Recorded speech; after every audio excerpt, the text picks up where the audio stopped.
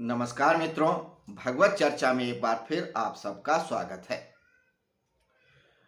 भगवत गीता के 14वें अध्याय यानी गुण त्रय विभाग योग के 26वें श्लोक पे चर्चा होगी आज। इस अध्याय में भगवान श्री कृष्ण ने यही बताया है कि हर जड़ पदार्थ में 3 गुण होते हैं, सतगुण, रजगुण, तमगुण। और यही तीनों गुण चेतन तत्व से जड़ तत्व को जोड़ते हैं, यही अहंकार पैदा करते हैं, यही मोह पैदा करते हैं, यही बंधन बन जाते हैं, बार बार जन्मने का और बार बार मरने का। अगर व्यक्ति इन सत गुण, रजगुण और तम गुण को जान जाए कि इनकी प्रवृत्ति क्या है, इनका प्रभाव क्या है, इनकी वजह क्या है, तो वह इनसे दूर हो जाएगा। और जैसे ही वो इनके पार जाएगा वैसे ही वो मुक्त हो जाएगा। वस्तुतः मुक्त है ही, वह परमात्मा है ही, चैतन्य है ही, बस हम जानते नहीं हैं, भूल गए हैं। जानते तो है, भूल गए हैं, स्मरण नहीं है। उसी को स्मरण कराने के लिए भगवान श्री कृष्ण ये अध्याय बता रहे हैं। वैसे तो भगवत गीता ही इस बात का स्मरण कराने का प्रयास है कि हम परमात्मा ही हैं।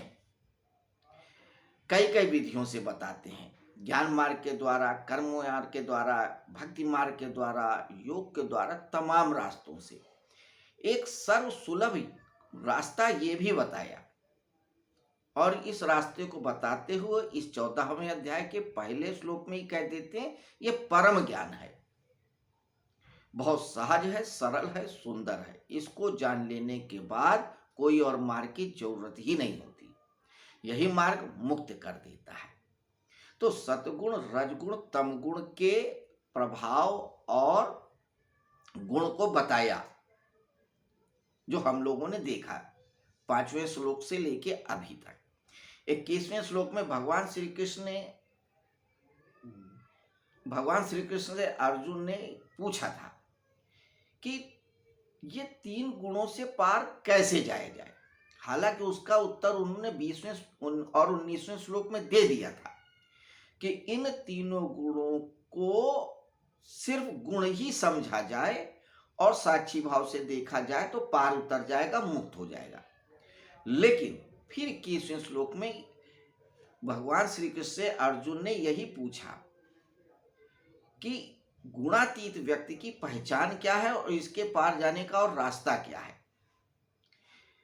शायद उन्होंने 19वें श्लोक में जो बताया था उसको उस तरीके से नहीं समझे होंगे, समझे भी होंगे तो उनके मन में कोई और नया तरीका जानने की इच्छा रही होगी। ऐसा लगता है कि साक्षी भाव से सत, रज और तम तीनों गुणों को देख करके उसके पार जाने के अलावा भी कोई रास्ता है तो वो बताएं। यही रास्ता बता भी चुके थे, लेकिन फिर इसी संदर्भ में भगवान श्री कृष्ण 26वें श्लोक में बताते हैं। क्या बताते हैं, आइए 26वें श्लोक को देखते हैं। इतनी सारी कथा हमने सिर्फ इसलिए बताई कि हम लोग रोज जब एक श्लोक में चर्चा करते हैं तो उस अध्याय में जो कुछ भी हमने पढ़ रखा होता है, चर्चा में सुन रखा होता है, उसको फिर रिवाइज करते हैं ताकि हमें उस अध्याय और उस विचार का सम्यक ग्रहण हो सके और हमेशा स्मरण रह सके।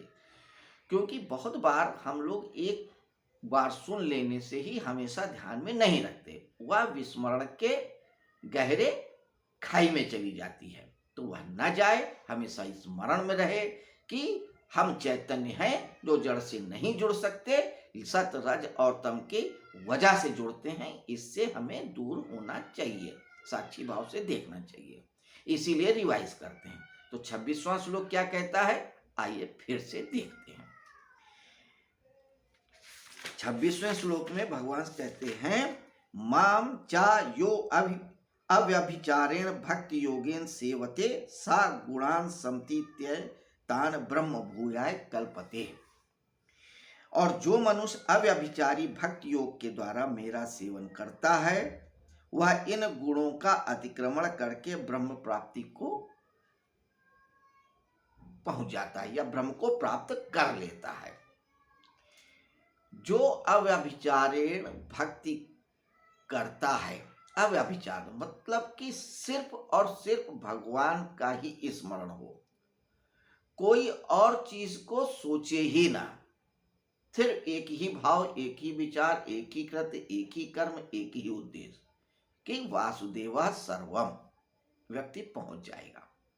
अव्यभिचारण, उसमें कहीं कोई मिलावट नहीं।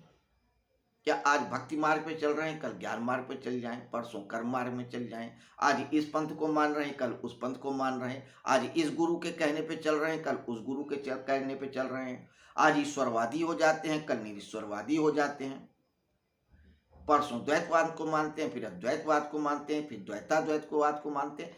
नहीं, ऐसा कुछ नहीं। सिर्फ और सिर्फ वासुदेवा सर्वम, कि सिर्फ वासुदेव ही सब कुछ हैं। वही भूत हैं, वही भविष्य है, वही वर्तमान है, वही आगे हैं, वही पीछे हैं, वही मध्य में है, वही अच्छा है, वही बुरा है, वही सब है, वही पाप है, वही पुण्य है, वही जन्म है, वही मृत्यु है, वही जीवन है।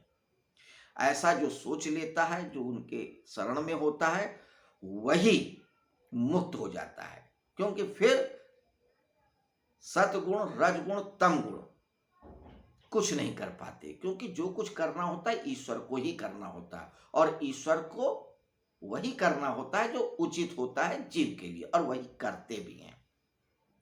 तो जो एक अलग रास्ता भक्ति का बता चुके थे, उसी को इसी संदर्भ में फिर बताया है 26वें श्लोक में कि अव्यभिचारेण भक्ति, यानी कि सिर्फ और सिर्फ ईश्वर की भक्ति ही एक ऐसा मार्ग है जो तीनों गुणों से मुक्त कर देता है। हाँ, अगर कोई व्यक्ति साक्षी भाव से इन तीनों गुणों को जान लेता है और उससे निर्लिप्त हो जाता है, वो भी मुक्त हो जाता है। तो ये थी मित्रों 14वें अध्याय के 26वें श्लोक पे एक छोटी सी चर्चा। उम्मीद है आप लोग हर श्लोक को इसी तरीके से पढ़ते होंगे, सुनते होंगे, गुनते होंगे, समझते होंगे, जीवन में उतारते होंगे। तो कल हम लोग इसी अध्याय के 27वें श्लोक पे चर्चा करेंगे, जो इस अध्याय का अंतिम श्लोक है, और फिर एक बार हम पूरे अध्याय को समाप्त करेंगे, समझेंगे कि इस अध्याय में क्या कहा है, और फिर उसके बाद हम लोग अगले अध्याय की बात करेंगे। तो आज हम लोग अपनी चर्चा को यहीं विराम देते हैं। कल फिर मिलेंगे इसी समय, इसी जगह, इसी तरह से नए श्लोक पे चर्चा करने के लिए। धन्यवाद। शुभ रात्रि।